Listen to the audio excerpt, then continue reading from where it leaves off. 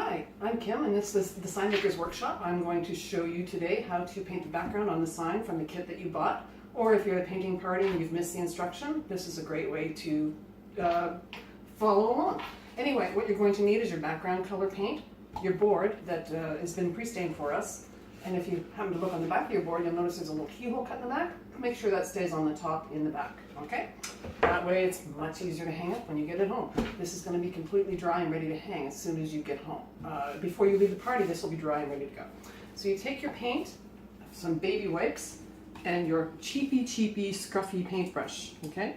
And pour some paint onto your palette, just like so. Hang on a second here. Oh, you're only going to need about that much for the entire background on the sign, okay? Just so you realize it's really not that much paint.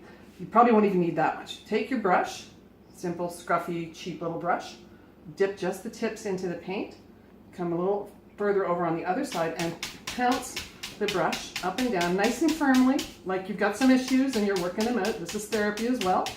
I don't charge you extra for that.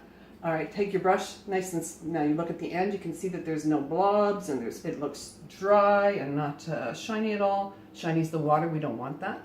Okay, we're doing dry brush technique all over the board, okay?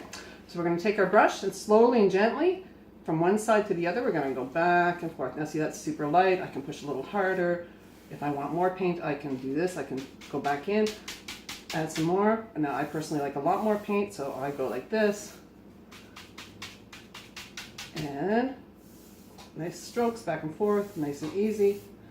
Depending on how much paint coverage you want, but I personally like a decent amount so that the stenciling on top looks really nice and has something to hold up against. And it's much better for touch-ups later on when you are ready to do any kind of, now you see you've got little kind of cracks and stuff in there that you would like to have because it had a life before it met you. You can fill them in, you can mess around.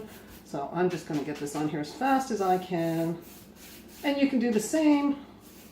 I do this a lot, so slow down, enjoy yourself. You've got a couple hours blocked out for this. That's what you want to be doing. All right, so you have the paint on the board, and it is kind of streaky. If you look at this, you can see this is just using the brush, and this is going to be using the baby wipe. This is my preferred look.